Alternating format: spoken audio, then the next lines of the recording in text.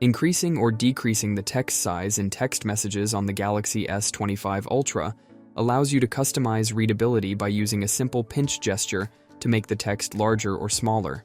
Here's how it's done. First, head back to your home screen by tapping the Home button. From there, locate and open the Messages app. Once you're in the app, open any text message conversation.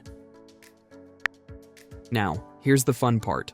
To change the text size, all you need to do is use the pinch gesture. If you want to make the text smaller, pinch in on the screen with 2 fingers. If you want to make the text larger, pinch out. It's that easy. The text size will adjust instantly, so you can find the perfect size for your needs.